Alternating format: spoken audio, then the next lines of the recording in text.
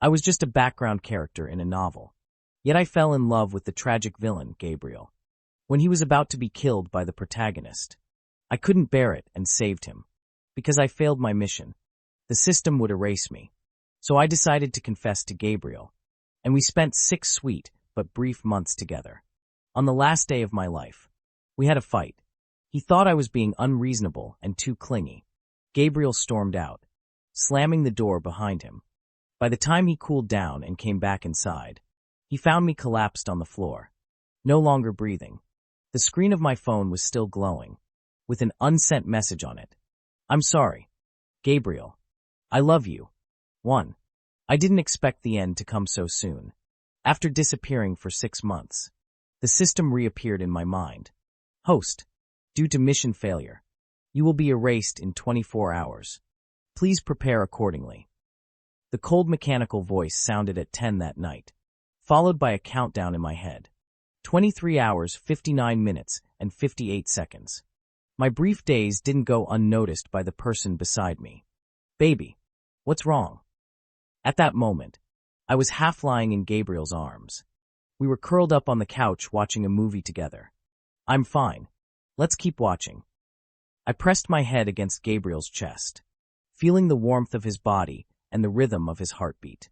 The ticking countdown in my mind slowly overlapped with the sound of his heart. Just one more day. Gabriel, I only have one last day to love you. After the movie, we shared a deep, lingering kiss. Gabriel carried me into the bedroom. As usual, we fell asleep wrapped up in each other's arms. I loved being completely held by him, surrounded by his scent from every direction. But tonight, I took the initiative. I wrapped my arms around Gabriel's waist, wanting to share the kind of intimacy only adults share. Gabriel was more than willing, even a little thrilled and excited. Baby, what's gotten into you tonight? You're so forward. I responded with all the strength I had, but tears silently blurred my vision and soaked my face. Gabriel, I love you so much. I really, really love you. Gabriel kissed me gently. I know. I love you too. I clung to him, again and again. We didn't sleep at all that night. By dawn, my body had reached its limit, like a machine worn out from overuse. It completely shut down. After sleeping for just 3 hours, I was suddenly jolted awake by the countdown in my head. Only 16 hours left. 2. Gabriel was still asleep beside me. His steady, even breathing reached my ears. I couldn't resist reaching out to trace his face with my fingertips, again and again, trying to carve this moment into my memory forever. We had only been together for 6 short months, but somehow, I'd started to believe we could grow old together. I still remember the first time I met Gabriel. Back then, he was a hot-tempered delinquent, and I was just a nobody in the class.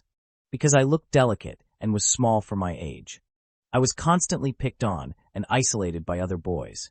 Eventually, I was moved to the back row, and by sheer coincidence, became desk mates with Gabriel, the bad student. And for the next 3 years, that scary-looking boy quietly protected me in his own way. The real protagonist of this book was actually Gabriel's older brother, Daniel. Gabriel was just an illegitimate child, raised in the countryside. When their father fell gravely ill, he brought Gabriel back, but that meant there would be 2 heirs to the family fortune. Only one could survive, either Daniel or Gabriel. When Daniel staged a car accident to kill Gabriel, I stepped in to take the hit. I ended up in a coma for a month. By the time I woke up, Gabriel had already dealt with Daniel. The plot completely collapsed. I failed my mission, and the system would erase me in 6 months. Eventually, Gabriel would forget I ever existed. In this world, there would no longer be an Edward. With only 6 months left to live, I gave up on everything and confessed my feelings to Gabriel. If the ending was already written, why not dream one last dream? In the 5th month, we held a tiny wedding, just the 2 of us and a priest. It was by the sea. White jasmine lined the red carpet, and hand in hand, my lover and I walked into our chapel of love. Mr. Edward, do you take the man beside you to be your lawfully wedded husband? To love and cherish from this day forward, through all of life's seasons? Gabriel wore a custom white tuxedo with a bow tie, staring straight at me. The smile in his eyes slowly spread. Little by little, his image overlapped with the rebellious teenager from my memories. Under his expectant gaze, I said firmly, "I do." In the 3rd month, we lived like any ordinary, loving couple. We cooked meals together, took hand-in-hand strolls, and even adopted a cute little dog. But in the final month, just last month, we had our first real fight. Gabriel said I was too clingy. Even now, he's still hung up on that argument. 3. We spent the entire day together again, and I clung to Gabriel, dragging him along to do all kinds of things. We visited the place where we first met. We stood again by the sea where we held our wedding. We relived every memory we shared. I didn't expect that Gabriel would still be going out that evening. As he got ready to leave, I tried my best to make him stay. "Can you not go? Just for today? Gabriel, give me this one last day. Please." Gabriel kissed my forehead gently, trying to soothe me. "Baby, what I have to do tonight is really important. I can't skip it. We've already spent the whole day together, haven't we? You must be tired too. Rest a bit. Okay, I promise. As soon as I'm done, I'll come straight back to you." When Gabriel makes up his mind, almost no one can change it. But the countdown in my head kept ticking loudly, reminding me over and over. I didn't have much time left. My eyes burned as I held back the lump in my throat. If I told you that after today, you'd never see me again, would you still go? I threw my arms around him desperately. "Gabriel, I'm begging you. Please stay." Gabriel just thought I was being emotional. He leaned down and kissed me again. "This dinner is really important. I've been preparing for it for a long time. I can't just throw it all away. Once this is over, I'll take you on a trip abroad. I promise." Gabriel's company had been facing serious problems. He had spent a long time building connections just to get a key person to mediate things tonight. I knew it wasn't easy for him. But in the end, I could only change my tone. "Then can I go with you? I promise I won't get in the way." Gabriel tried to be patient as he explained. "It's not safe. These are people who would chew you up and spit you out. If anything happened, I might not be able to protect you. Please, just wait for me at home. Okay." His patience was nearly gone. It was just like what happened a month ago. But seeing the pleading look in my eyes, Gabriel softened again. "You always want to keep an eye on me. I drink with business partners. You get upset. I race cars. You get upset too. I get it, you care about me. Every few hours, you message me to ask where I am. I know it's all part of being in love. But can you not always use these reasons to tie me down? You know I can never say no to you. Edward, what's going on with you? What's really happening?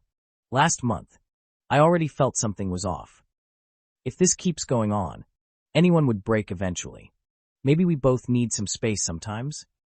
How could I even begin to tell him? I had less than 2 hours left before I'd disappear from this world forever. Even if I told him, who would believe me?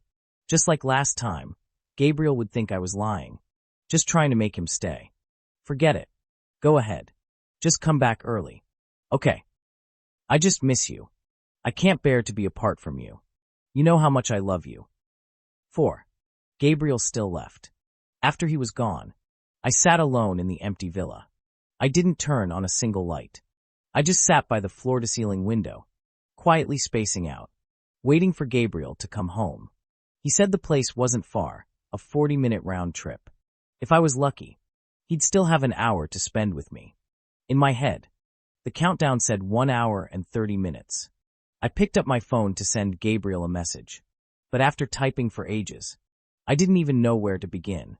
Eventually, I stood up and walked through every corner of our home.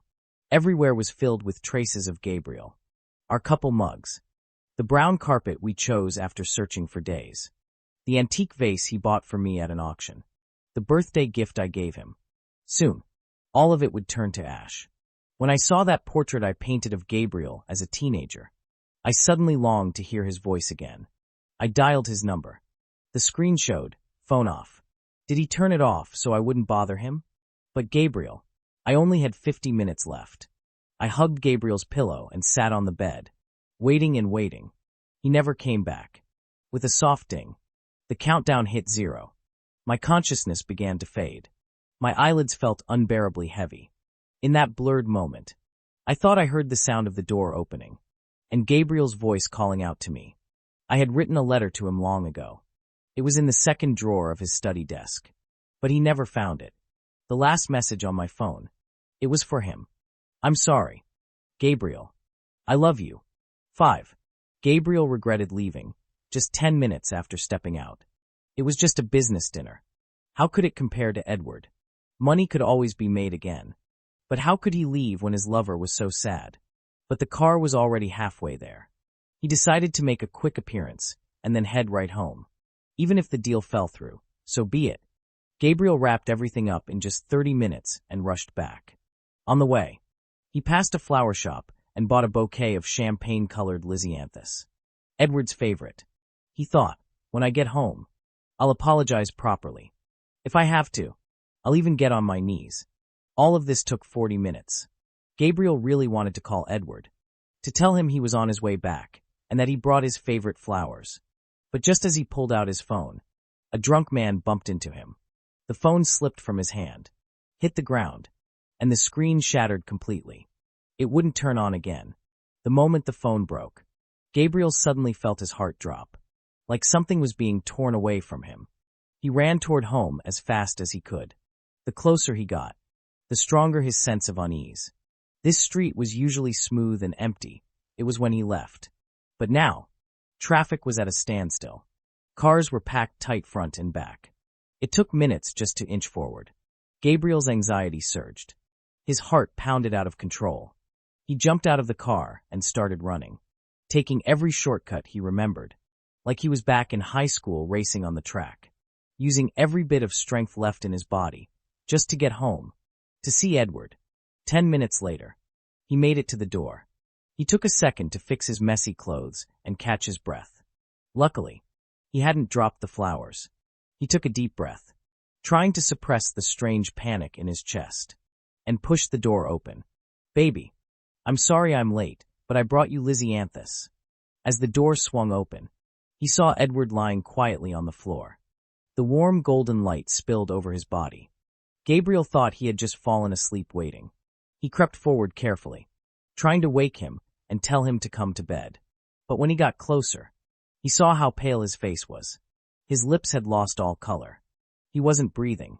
He lay there like a wilted flower, silent and still. Next to him, his phone was still lit. The screen showed a message. It hadn't been sent yet. I'm sorry. Gabriel. I love you. 6. After I died, my soul didn't vanish immediately. It hovered in the air. I saw Gabriel coming back, and instinctively rushed forward to hug him. I even grumbled playfully. What took you so long? I waited for you all day. You owe me big time. But the moment my body passed through his, reality hit me. I was dead. I no longer existed in this world. I watched Gabriel blankly pick up my body and carry it into the bedroom. His face was emotionless. But I understood. He washed me, changed me into pajamas, then climbed into bed and held me like always. He kissed my forehead first, then my pale lips. Baby, you must be tired today. Sleep early. Good night. This was my fault, but I brought you flowers. You won't be mad at me, right? For the first few days, Gabriel acted as if nothing had happened. He talked to me every day, helped me wash up, brushed my teeth. At night, he'd sleep with me in his arms like I'd never left. Floating above, I watched it all. It felt like a gaping hole had been torn in my heart, and cold wind kept rushing through it. On the 7th day, Gabriel's bottled-up emotions finally exploded. My body had started to decay and bruise, but Gabriel ignored it, still holding me close, whispering over and over how sorry he was and how much he loved me. I'm sorry. If I'd noticed something was wrong sooner, if I'd believed you back then, maybe you wouldn't have left. I was wrong. Please, come back. Okay. I promise I'll never be like that again. He slapped himself across the face again and again. Edward, please, just open your eyes and look at me again. I swear I'll never leave you behind. Wherever I go, I'll take you with me. All right? After making all the arrangements, Gabriel bought the plot right next to mine. On a gentle afternoon, he lay calmly on the bed, swallowed an entire bottle of sleeping pills, and held the cat-shaped pillow I used to love, along with the farewell letter I left him. Don't be afraid. I'm coming to find you. We promised to be together. Wait for me on the other side. No. Actually, you've waited long enough. I'll run to catch up. Watching it all unfold, I suddenly felt dizzy. It was as if my soul had been sucked into a narrow container. When I opened my eyes again, I realized I was back in high school, back to the very moment I first met Gabriel. Only this time, in Gabriel's world, there was no Edward. 7. I was still in spirit form. This Gabriel was 16 years old, dressed in a plain white tee, his blue and white school jacket slung casually over one shoulder. He sat in the last row, always with his head down on the desk. As soon as the bell rang, a few delinquent-looking boys strolled into the classroom through the back door. They knocked on Gabriel's desk. Let's go. Same spot tonight. Gabriel looked up, stood from his seat, shrugged on his jacket, and followed them out. I couldn't go anywhere else. I just kept floating behind him. Gabriel, I miss you so much. But I can only watch you, never touch you. So this is the system's punishment? Gabriel had grown up in this small county. His mother passed when he was 7, and he was raised by his grandmother. His family struggled, but he was smart. He scored 5th in the entire county on his high school entrance exams.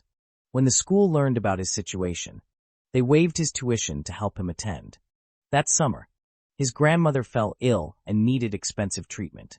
Gabriel slept through the school day and fought underground matches at night. It paid well, but the injuries were brutal. That night, I had been locked in the supply closet by a few classmates. It wasn't until a security guard doing rounds found me and let me out. Not far from the school gate, I stumbled upon Gabriel lying on the ground, covered in wounds. For a second, I thought he was dead. I reached out and gently poked his exposed arm. Hey, are you still alive? I was terrified. I'd heard the rumors about him. Was he attacked by enemies? He didn't move. Just as I was about to call an ambulance, a hand weakly grabbed my pant leg. A hoarse voice, laced with defiance. Not dead. I dragged him all the way to the entrance of a nearby clinic. Then I ran away. Gabriel was absent for 2 days before showing up in class again. He picked up his desk from the doorside row and carried it to the window, right next to me. I looked at him, confused. He scowled, a little fierce. Don't think I didn't recognize you. That night you ran faster than a rabbit. I shivered but tried to defend myself. But I got you to the clinic, didn't I? I wasn't the one who beat you up. 8. The bruises on Gabriel's face hadn't faded. He had 2 messy bandages stuck on. He gave me a cocky grin. What are you scared for? I'm not here for payback. I sat up straight, but my head dropped lower. Honestly, I didn't want anything to do with someone like him. I just wanted to finish high school fast and start over in college. Sensing my fear, Gabriel didn't say another word. He slouched over his desk, opened his English textbook, flipped it in half, and used it as a cover to nap under. After becoming seatmates, I realized Gabriel wasn't as scary as the rumors made him out to be. One break between classes, I was cornered in the bathroom by a few guys who used to bully me.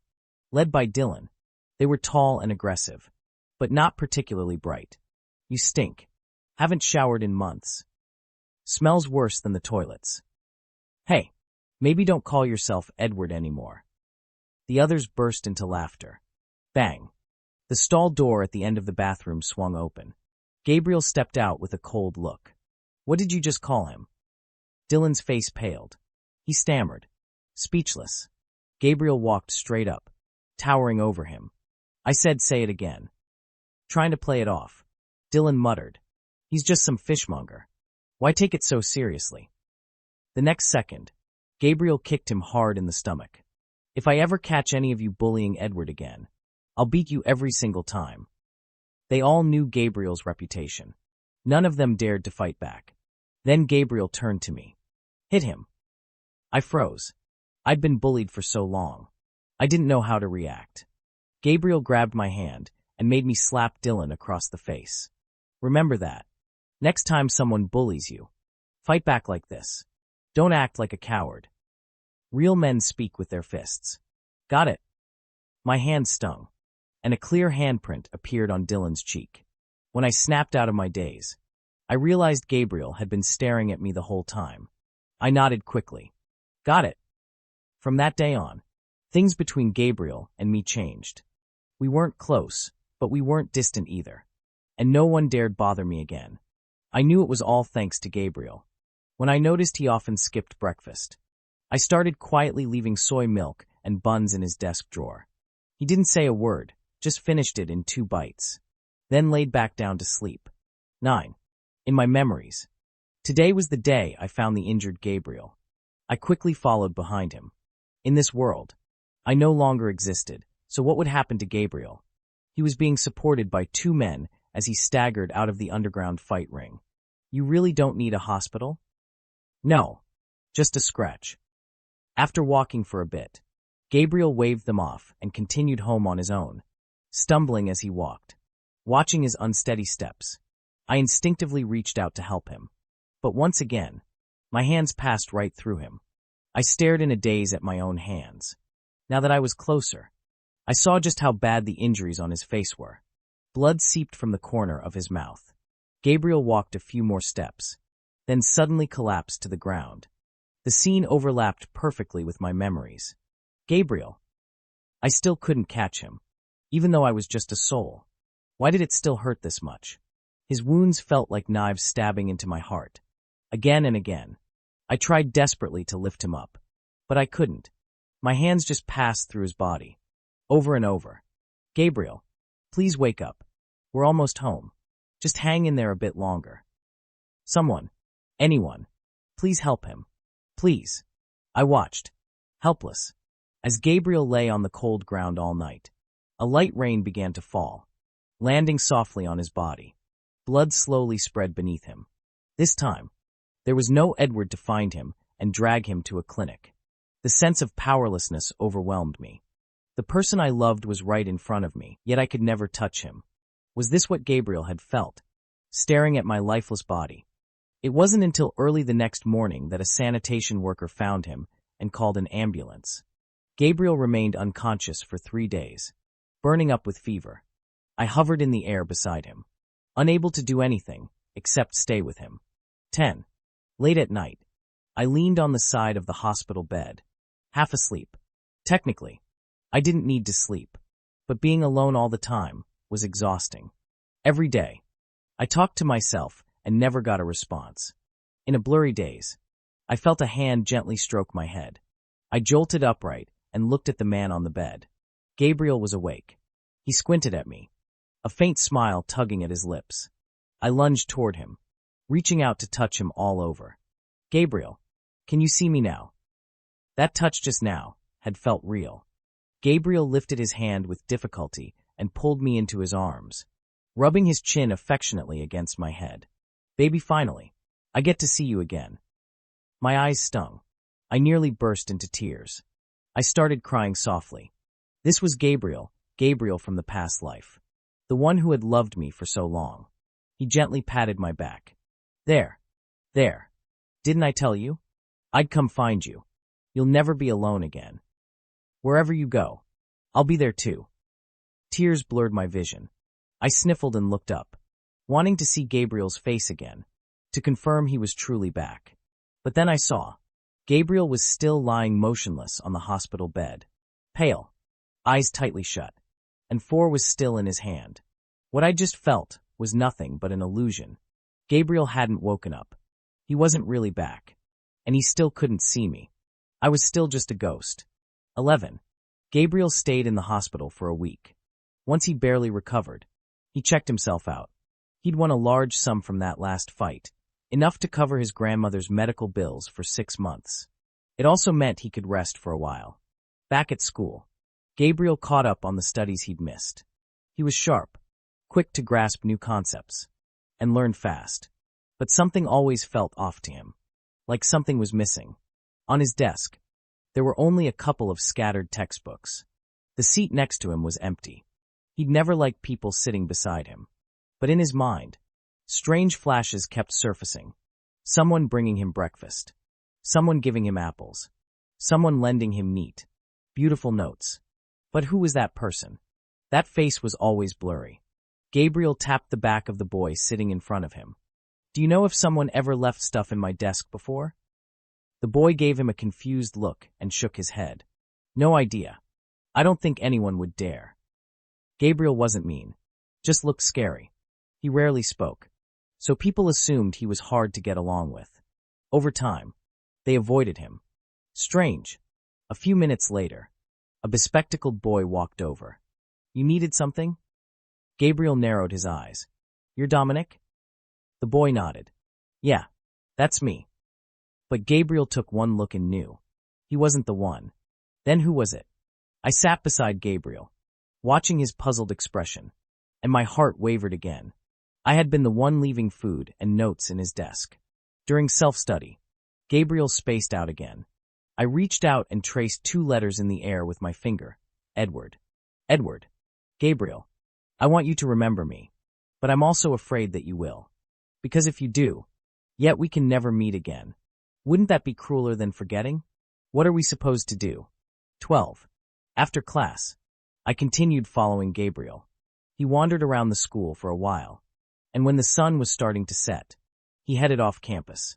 He turned down street after street, until he stopped in front of a fish shop. I tensed. This used to be my home. We lived on the 4th floor above this shop.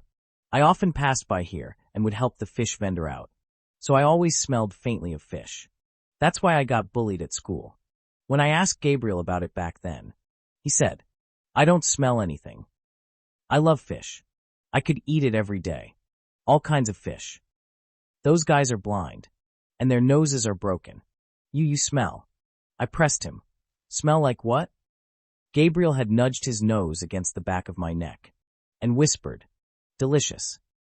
The old Gabriel had a cold, rebellious exterior, but deep down, he was a closet flirt. Gabriel stopped at the entrance and asked the shop owner, how much for the fish? Which kind? Yellow catfish. 7 apiece. For 20. I felt a little disappointed. So he was just buying fish. He hadn't recognized the place. I really wanted to float upstairs to my old home, but I was bound to stay near Gabriel, unable to drift too far. After paying, Gabriel took the fish and casually asked, Auntie, do you know if there used to be a family living around here? The woman shook her head. I've been selling fish here for decades. Never seen such a family. Gabriel's expression didn't change as he turned and walked away, fish in hand. But I stayed frozen in place. Gabriel. He must have remembered something. 13. Gradually, Gabriel began desperately searching for someone who didn't seem to exist. Everyone looked at him strangely, though no one dared to say anything to his face because of his strength. I followed Gabriel to all the places we used to spend time together. At the snack stalls near school, Gabriel instinctively bought 2 drumsticks. One of them was sweet plum flavor, the one he hated the most. Passing a bookstore, Gabriel stopped in the stationery aisle and bought a sketchbook and some pencils, even though he never drew. In class, he often stared blankly at the seat next to him, the spot where once sat a boy who always sat up straight, listening intently. I was becoming clearer and clearer in Gabriel's memories, but he still couldn't remember my name, or even my face. By the end of the semester, Gabriel still hadn't found the answer. Instead, his grades had slipped, and he visibly looked worse. Dark circles under his eyes, always looking tired. Are you really okay? It feels like you're obsessed with finding someone who might not even exist. Gabriel shook his head. I'm fine. Do you at least know his name? What he looked like? Where he showed up? Tell us, your brothers will help look. It'll be more efficient. Gabriel thought for a while, then slowly said, he used to help me apply medicine so gently. He was small, almost wild like a monkey, but surprisingly strong. He had a beautiful voice. He'd correct my homework mistakes. He liked to draw. The guys around him looked confused. They'd never seen anyone like that around Gabriel. Maybe it was a student from another school you ran into near home? If he was from here, We'd know, right? Gabriel insisted. But I remember him sitting next to me in class. He brought me breakfast. I taught him basketball. We'd run laps together. No one knew what to say. None of them had ever seen these scenes. And imagining Gabriel being this gentle with another boy. Hard to believe. Eventually, at their urging, Gabriel agreed to see a psychologist. With some guidance, he picked up a pencil and sketched out a rough image of me. About 70% accurate. But no one recognized the face. School surveillance never caught sight of me either. At last, Gabriel accepted that maybe I was never real. Just someone he imagined.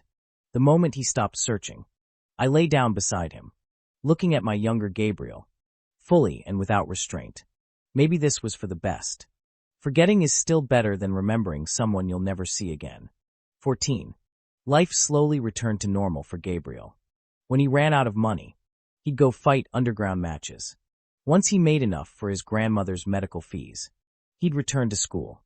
Until one day, the hospital issued a critical condition notice. Gabriel's only relative was gone. In our previous life, I was by his side, walking with him through that final farewell. But this time, he was alone. Gabriel stood by his grandmother's bed all night. The boy who was always tough and proud now looked incredibly fragile.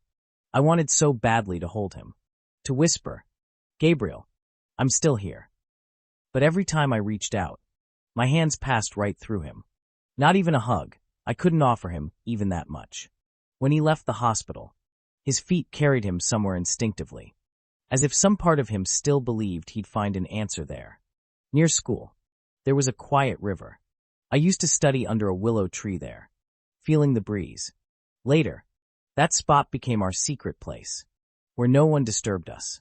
Since I returned, Gabriel had never once come back here. Now, watching him approach, I couldn't help but feel a surge of joy. I remembered how I helped him clean his wounds here, how I drew that sketch of him here. Even our very first kiss was right here. "Gabriel, look, this bench. It's still exactly the same. And the river, just as clear and beautiful." I turned to look at him. He was still wearing his blue and white school uniform, tall and graceful. But now, his face was filled with shock. "You, 15. Gabriel could see me, but only him.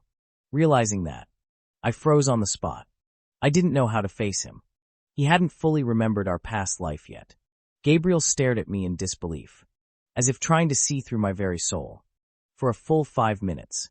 Finally, with a trembling voice, he asked, "Are you the one I've been searching for?" I gently stepped forward and hugged him. "I am. My full name is Edward." Gabriel suddenly broke into loud sobs and clung tightly to me. His tears landed on the back of my neck and sank straight into my heart, with a hint of frustration in his voice. He said, "I remember you, but only faintly. I've looked for you for so long. Why did you only show up now?" I softly comforted my young lover. "I've always been here. You just couldn't see me before." 16. I stayed with Gabriel the entire day. He asked endless questions. "Do you really exist?" "As long as you believe, I exist. I came into this world for you, and only you can see me." Gabriel nodded seriously. "I believe you. I can hold you. I can touch you. And I believe in what my heart tells me. Because when I saw you, it beat louder than ever." After that, I returned to school with Gabriel. It was like reliving my campus life again. When he was bored, he'd talk to me. But to everyone else, it looked like Gabriel was talking to thin air, making strange gestures, speaking to no one. They worried about his mental state. Tried to suggest he visit the psychologist again. Gabriel glared fiercely at them. They backed off quickly. When no one was around, I scolded him. "Don't talk to me in front of others." "Okay." Gabriel frowned. "But I can't help it. When you're right in front of me, I just want to look at you more. And when you're not, I'm afraid you'll suddenly disappear." I understood how he felt, but I didn't want him to be judged or mocked by others. He should be the radiant, confident boy he was meant to be, not someone people label as crazy. I put on a stern face and pretended to be angry. "If you keep doing this, I'll just go invisible again. Hide so well you won't find me, since only you can see me anyway. Gabriel reluctantly nodded. Okay. But he still kept sneaking glances at me. His eyes often drifted my way. At least he was smart enough to keep quiet. 17. The story jumped ahead. Gabriel's biological father showed up. The moment Gabriel saw him, all his memories came flooding back. But he rejected his father, refusing to return to the wealthy family. He didn't want to get involved again in the grudges and conflicts from the past life. Because of my presence, Gabriel broke free from the system's plotline. He no longer disrupted the relationship between the original male and female leads. He didn't fight over inheritance or money anymore. All he wanted was a simple life, together with me, to make up for the regrets of our previous life. After graduation, Gabriel was accepted to a pretty good university. He took me with him as we moved north. We rented a small apartment outside campus. Everything at home was prepared for two.